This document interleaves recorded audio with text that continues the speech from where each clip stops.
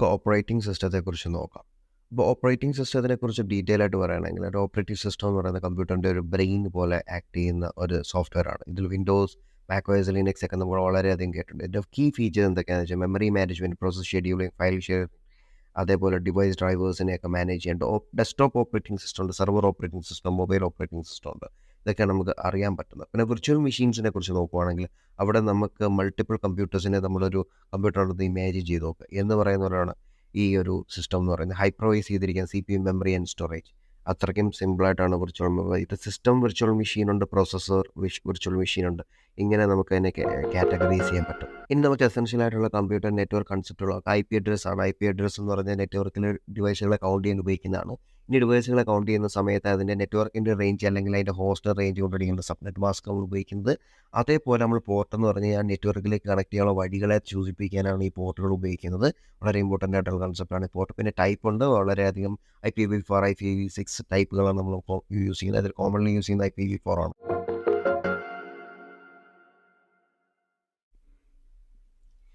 So നമ്മൾ കുറച്ച് common design പാറ്റേൺസിൽ first നമുക്ക് എടുക്കാൻ പറ്റിയ ഒരു പാറ്റേൺ ആണ് മോഡ്യൂളർ ഡിസൈൻ പാറ്റേൺ എന്ന് പറയുന്നത്.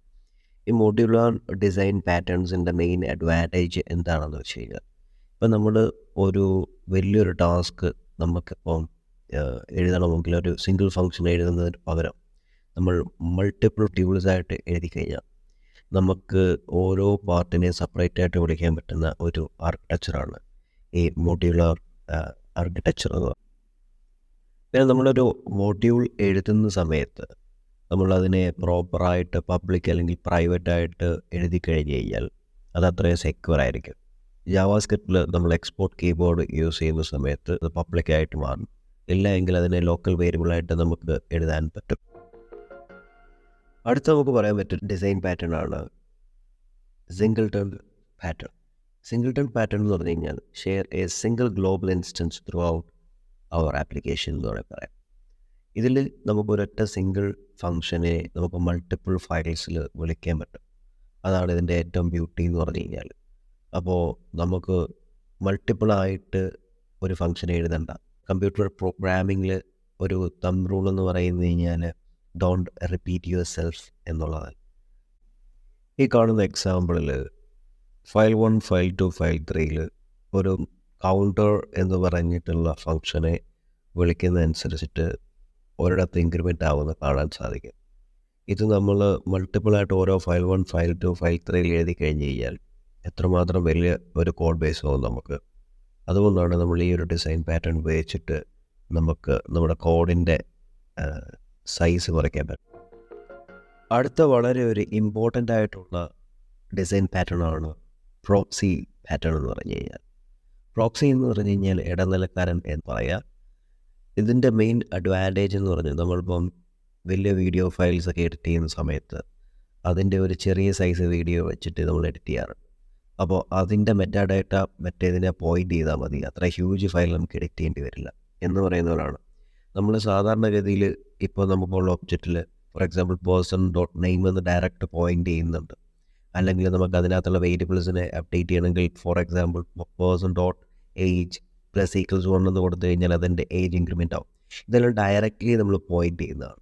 പക്ഷെ അതിന് പകരം നമ്മളൊരു ഏജ് ഇൻക്രിമെൻറ്റ് ചെയ്യാൻ വേണ്ടി person.nameനെ സെറ്റ് ചെയ്യാനോ ആണെങ്കിൽ നമ്മളൊരു പ്രോക്സി യൂസ് ചെയ്യുകയാണെന്ന് വെച്ച് കഴിഞ്ഞാൽ ഡയറക്റ്റായിട്ട് നമ്മളതിനെ ആക്സസ് ചെയ്യുന്നതിന് പകരം നമ്മൾ ഒരു ഇടനിലക്കാരെ ഉപയോഗിച്ചിട്ട് അതിനെ ആക്സസ് ചെയ്യുകയും അല്ലെങ്കിൽ മോഡിഫൈ ചെയ്യുന്ന രീതിയാണ് ഈ പ്രോക്സി ഡിസൈൻ പാറ്റേൺ എന്ന് പറയുന്നത്.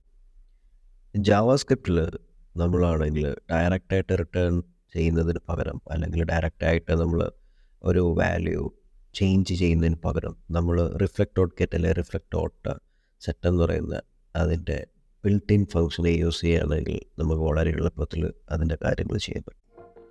ഇനിയും വളരെ കോമൺ ആയിട്ട് യൂസ് ചെയ്യുന്ന വളരെ ഇമ്പോർട്ടൻ്റ് ആയിട്ടുള്ള ഒരു ഡിസൈൻ പാറ്റേൺ ആണ് ഒബ്സർവർ ഡിസൈൻ പാറ്റേൺ. ഈ ഡിസൈൻ പാറ്റേണിൻ്റെ ഒരു അഡ്വാൻറ്റേജ് എന്താണെന്ന് നമ്മൾ വിചാരിച്ചു കഴിഞ്ഞാൽ നമുക്കിപ്പോൾ യൂട്യൂബിലൊക്കെ ഒത്തിരി സബ്സ്ക്രൈബേഴ്സ് ഉണ്ടാവും. അപ്പോൾ നമ്മൾ യൂട്യൂബിലൊരു വീഡിയോ അപ്ലോഡ് ചെയ്യുന്ന സമയത്ത് ആ വീഡിയോ എൻ്റെ സബ്സ്ക്രൈബേഴ്സ് എല്ലാം കാണുന്നു എന്ന് പറയുന്ന പോലെയാണ് ഇതിൻ്റെ കഥ എന്ന് പറയുന്നത്. ഇവിടെ നമുക്കൊരു എക്സാമ്പിൾ നോക്കാമെങ്കിൽ ഫംഗ്ഷൻ ലോഗർ എന്ന് പറയുന്നത് നമ്മുടെ ഒബ്സർവറിലേക്ക് നമ്മൾ ആഡ് ചെയ്യുകയാണെങ്കിൽ അതായത് observer.subscriberലേക്ക് നമ്മൾ ലോഗർ ഫംഗ്ഷൻ ആഡ് ചെയ്യുകയാണെങ്കിൽ കറണ്ട് ഡേറ്റ് നമ്മൾ സബ്സ്ക്രൈബേഴ്സിനെല്ലാം ആഡ് ചെയ്ത് കൊടുക്കുകയാണ്. നമ്മുടെ സബ്സ്ക്രൈബേഴ്സിന് ആ ഒരു ഫംഗ്ഷൻ ആഡ് ചെയ്ത് കൊടുക്കുകയാണ്. ഫോർ എക്സാമ്പിൾ നമുക്കിപ്പോൾ നോട്ടിഫൈ എന്ന് പറഞ്ഞൊരു ഫംഗ്ഷൻ്റെ അകത്തേക്ക് നമുക്കിപ്പോൾ നോട്ടിഫൈ സബ്സ്ക്രൈബേഴ്സ് എന്ന് പറഞ്ഞ് കൊടുത്തു കഴിഞ്ഞാൽ എല്ലാ ഫംഗ്ഷൻസും അതിൽ ഇൻക്ലൂഡഡ് ആയിട്ടുള്ള അതിനെല്ലാം ആ ഒരു നോട്ടിഫിക്കേഷൻ സബ്സ്ക്രൈബർ എന്നുള്ളത് കിട്ടും. ഇതാണ് ഒബ്സർവർ ഡിസൈൻ പാറ്റേൺ എന്ന് പറയുന്നത്. അടുത്ത വളരെ ഒരു ഇമ്പോർട്ടൻ്റ് ആയിട്ടുള്ള ഡിസൈൻ പാറ്റേൺ ആണ് ഫാക്ടറി ഡിസൈൻ പാറ്റേൺ. ഇതിൽ വളരെ എളുപ്പമാണ് കാര്യങ്ങൾ എന്ന് വെച്ച് കഴിഞ്ഞാൽ, ഇപ്പോൾ നമ്മളൊരു മോൾഡിലേക്ക് സെറാമിക് ആണെങ്കിൽ മോൾഡിലേക്ക് ഒഴിച്ച് നമ്മൾ തട്ടിക്കഴിഞ്ഞ് കഴിഞ്ഞാൽ അതിൻ്റെ ചോക്കുകൾ തെറ വീഴുന്ന പോലെ ആണ് ഈ ഒരു സംവിധാനം വർക്ക് ചെയ്യുന്നതെന്ന് പറഞ്ഞു കഴിഞ്ഞാൽ. വളരെ സിമ്പിളായിട്ടുള്ള അച്ച് സംവിധാനമാണ് ഫാക്ടറി എന്ന് പറഞ്ഞു കഴിഞ്ഞാൽ. അതായത് ഒരു മെഷീൻ ഉപയോഗിച്ചിട്ട് നമുക്ക് പലതരം കാറുകൾ ഉണ്ടാക്കിയെടുക്കാം എന്ന് പറയുന്നില്ല, അത് പ്രിസെറ്റാണ്. ഫോർ എക്സാമ്പിൾ ഇവിടെ ക്രിയേറ്റ് യൂസർ എന്ന് പറയുന്നതിൻ്റെ അകത്ത് കുറേ വാല്യൂസ് ഓൾറെഡി സെറ്റ് ചെയ്ത് വെച്ചിട്ടുണ്ട്. ഇവിടെ നമ്മൾ യൂസറിൻ്റെ ഐ ഡി അല്ലെങ്കിൽ ഡേറ്റ് നമ്മൾ എപ്പോഴും മാനുവലി ഇഞ്ചെക്ട് ചെയ്യുന്നതിന് പകരം നമുക്ക് ഫസ്റ്റ് നെയിം ലാസ്റ്റ് നെയിം മാത്രമേ നമുക്കിവിടെ എൻ്റർ ചെയ്താൽ മതി. അപ്പോൾ അങ്ങനെയുള്ള കേസിൽ നമ്മൾ ഇതിലേക്ക് ഈ ഒരു ക്രിയേറ്റ് യൂസർ എന്ന് പറയുന്ന ഫംഗ്ഷനാക്കി മാറ്റി കഴിഞ്ഞ് കഴിഞ്ഞാൽ ഫസ്റ്റ് നെയിം ലാസ്റ്റ് നെയിം മാത്രം ആഡ് ചെയ്യും. അതിൻ്റെ എത്ര വേണമെങ്കിലും ഒബ്ജക്റ്റ് ഉണ്ടാക്കാം, കറണ്ട് ഡേറ്റിലും ഒരു യുണീക്ക് ഐ ഡി. അടുത്ത വളരെ ഇമ്പോർട്ടൻ്റ് ആയിട്ടുള്ളൊരു ഡിസൈൻ പാറ്റേൺ ആണ് പ്രോട്ടോടൈപ്പിക്കൽ ഡിസൈൻ പാറ്റേൺ എന്ന് പറയുന്നത്. പ്രോട്ടോടൈപ്പിക്കൽ ഡിസൈൻ പാറ്റേൺ കോമൺലി നമ്മൾ യൂസ് ചെയ്യുന്നത് വെച്ചാൽ ഇൻഹെറിറ്റഡ് ആയിട്ടുള്ള പോളിമോർഫിസത്തിനെ ക്രിയേറ്റ് ചെയ്യാൻ വേണ്ടിയിട്ടാണ്. അതായത് ഫോർ എക്സാമ്പിൾ ഡോഗ് എന്ന് പറയുന്ന ഒരു ഇൻഹെറിറ്റൻസ് ഉണ്ടെങ്കിൽ അതിനെ നമുക്ക് പല ബ്രീഡുകളായിട്ട് മാറ്റാം. അല്ലെങ്കിൽ അതിൻ്റെ പേര് അതിൻ്റെ ഏജ് കാര്യങ്ങളൊക്കെ ഉപയോഗിച്ചിട്ട് നമുക്ക് അതിൻ്റെ പല ബ്രീഡുകളായിട്ട് നമുക്ക് അതിൻ്റെ പോളിമോർഫിസത്തിനെ ഉണ്ടാക്കിയെടുക്കാൻ പറ്റും. ഇത് ഫാക്ടറി ഫംഗ്ഷൻ പോലെയല്ല. ഇത് നമ്മൾ സാധാരണ ഫാക്ടറി പോലെ തോന്നുമെങ്കിൽ ഫാക്ടറി അല്ല. ഇവിടെ ഒരു ഇൻഹെറിറ്റൻസ് ഉണ്ടാവും. അപ്പോൾ ആ ഒരു ഇൻഹെറിറ്റൻസ് ഉപയോഗിച്ച് നമുക്ക് പല പോളിമോർഫിസത്തിനെയും ഉണ്ടാക്കിയെടുക്കാം. പോളിമോർഫിസം എന്ന് പറഞ്ഞു കഴിഞ്ഞാൽ ഇപ്പോൾ നമുക്കൊരു ഡോഗിൻ്റെ പല ബ്രീഡുകൾ ഉണ്ടാക്കിയെടുക്കാം. എങ്ങനെ? അതിൻ്റെ വാല് അല്ലെങ്കിൽ അതിൻ്റെ സൈസ് അല്ലെങ്കിൽ അതിൻ്റെ രോമവും കാര്യങ്ങളൊക്കെ മാറ്റി കൊടുത്തു കഴിഞ്ഞാൽ. അതാണ് അതിൻ്റെ ഒരു എക്സാമ്പിളായിട്ട് നമുക്കിവിടെ പറയാൻ പറ്റുക. ഇവിടെ നമുക്ക് അതിൻ്റെ ഏജ് അല്ലെങ്കിൽ ഇതിൻ്റെ ബാർക്കിംഗ് സ്റ്റൈൽ, വിഗ്ലിംഗ് ഓഫ് ടെയിൽസ്, ഇതൊക്കെ നമുക്ക് അഡ്ജസ്റ്റ് ചെയ്യുന്നതനുസരിച്ചിട്ട് ഡോഗിൻ്റെ ബ്രീഡ് എൻറ്റയർലി നമുക്ക് എന്താണ്. ഡിസൈൻ പാറ്റേൺസിൻ്റെ കേസിൽ നമ്മൾ ബേസിക് ആയിട്ടുള്ള 6 ഡിസൈൻ പാറ്റേൺസ് മാത്രമേ പറഞ്ഞിട്ടുള്ളൂ. ഇനിയും കൂടുതൽ ഡിസൈൻ പാറ്റേൺസ് ഉണ്ട്. ഓരോരുത്തർക്ക് അവരുടേതായിട്ടുള്ള ഡിസൈൻ പാറ്റേൺസ് ഉണ്ടാക്കിയെടുക്കാം, ആ വലിയ കാര്യമുള്ളതല്ല. ബട്ട് മോസ്റ്റ് കോമൺലി നമ്മൾ ഉപയോഗിക്കുന്ന കുറച്ച് ഡിസൈൻ പാറ്റേൺസ് ആണ് ഇന്ന് ഡിസ്കസ് ചെയ്തത്. ഇതിന് കൂടുതൽ കാര്യങ്ങൾ നിങ്ങൾക്ക് അറിയണമെങ്കിൽ ഇതിൻ്റെ താഴെ ഞാൻ എൻ്റെ റെപ്പോയിൽ അപ്പ് ചെയ്തിട്ടുള്ള ഈ ബുക്ക് വായിച്ചാൽ മതി. അത് ഒഫീഷ്യലി വായിക്കുന്നത് തന്നെ ആയിരിക്കും നല്ലത്. ഇത് നിങ്ങൾക്ക് വേണമെങ്കിൽ അതിനെക്കുറിച്ച് ഡീറ്റെയിൽ ആയിട്ട് മനസ്സിലാക്കാൻ വേണ്ടി PDF രൂപത്തിൽ കിടപ്പുണ്ട് എൻ്റെ റെപ്പോയിൽ, വേണമെങ്കിൽ അതെടുത്ത് വായി. ഇനി നമുക്ക് സോഫ്റ്റ്വെയറിനെ ഒപ്റ്റിമൈസ് ചെയ്യുന്നത് എങ്ങനെയാണെന്ന് നോക്കാം. സോഫ്റ്റ്വെയറിനെ ഒപ്റ്റിമൈസ് ചെയ്യാൻ വേണ്ടിയിട്ട് ആദ്യമായിട്ട് നിങ്ങൾ പ്രയോറിറ്റി അനുസരിച്ച് ഫംഗ്ഷൻസിനെ അറേഞ്ച് ചെയ്യുക. ക്രിട്ടിക്കൽ ഇമ്പോർട്ടൻ്റ് ആയിട്ടുള്ളത് അല്ലെങ്കിൽ നൈസ് ടു ഹാവിനെ അറേഞ്ച് ചെയ്ത് പ്രോപ്പറായിട്ട് ഷെഡ്യൂൾ ചെയ്യുക. ക്യൂ സിസ്റ്റത്തിലേക്ക് ഒപ്റ്റിമൈസ്ഡ് ആയിട്ടുള്ള ഡേറ്റ സ്ട്രക്ചേഴ്സിനെ യൂസ് ചെയ്യുക. എവിടെ ഏത് ഡേറ്റ സ്ട്രക്ചറാണ് ഉപയോഗിക്കേണ്ടത് മനസ്സിലാക്കുക. പ്രോപ്പറായിട്ടുള്ള ക്ലയൻറ്റിൽ നിന്ന് സെർവറിലേക്കുള്ള ക്യാഷിംഗ് മെത്തേഡ് നോക്കുക. പ്രോപ്പർ ഡേറ്റ റിട്രീവലിന് വേണ്ടിയിട്ട് ട്രാഫിക്കുകളെ മാനേജ് ചെയ്ത് ലോഡ് ബാലൻസ് ചെയ്ത് സെർവറിനെ ബാലൻസ് ചെയ്യുക. അതേപോലെ നമ്മൾ ചെയ്യേണ്ട കൺസിഡർ മൈക്രോ സർവീസ് ആർക്കിടെക്ചർ, അതായത് മൊണോലിത്തിക് ഇപ്പോൾ നിന്ന് മൈക്രോ സർവീസ് ആക്കി കൂടുതൽ മാനേജബിൾ സർവീസുകളായിട്ട് മാറ്റുക. ഡേറ്റാബേസുകൾ ഇൻഡെക്സിങ് മിനിമം 3NF നിന്ന് മണ്ടക്കോട്ട് നോർമലൈസ് ചെയ്യുക.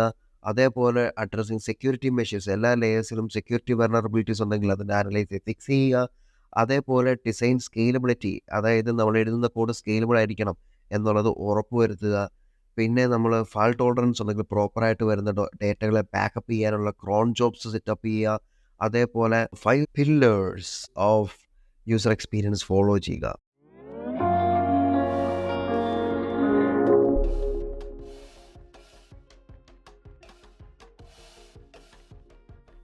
നമുക്കൊരു സോഫ്റ്റ്വെയർ ഡെവലപ്പ് ചെയ്യുന്ന സമയത്ത് അതിനെ എത്രമാത്രം സെക്യൂറായിട്ട് എഴുതാമെന്ന് നോക്കാം.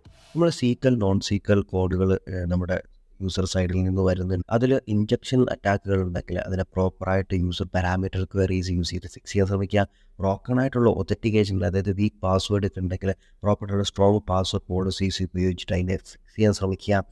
അതേപോലെ നമ്മൾ സെൻസിറ്റീവായിട്ടുള്ള ഡേറ്റ എക്സ്പോസർ ആകുന്നുണ്ടെങ്കിൽ, അത് ക്രെഡിറ്റ് കാർഡ് ഇൻഫർമേഷൻ ഒക്കെ ഉണ്ടെങ്കിൽ, പേയ്മെൻറ്റ് ടെക്സ്റ്റ് ആണെങ്കിൽ അതിനെ എൻക്രിപ്റ്റ് ചെയ്തിട്ട് ഉപയോഗിക്കുക. പിന്നെ XML എക്സ്റ്റേണൽ എൻട്രി ഉണ്ടെങ്കിൽ നമ്മൾ അതുപോലുള്ള പോളിസി എൻ്റർ ആവുന്നതിൽ നിന്ന് അതിനെയൊക്കെ ഡിസബിൾ ചെയ്ത് വെക്കുക.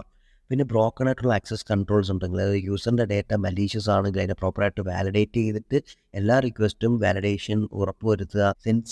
ഈ പറയുന്ന സെക്യൂരിറ്റി മിസ്കോൺഫിഗറേഷൻ, അതായത് ഡിഫോൾട്ട് ആയിട്ടുള്ള സെറ്റിങ്സുകളൊക്കെ മാറ്റിയിട്ട് സെക്യൂർ ആയിട്ടുള്ള സെറ്റിങ്സ് മറ്റേ അഡ്മിൻ പാനലിൽ പ്രത്യേകിച്ചിട്ട്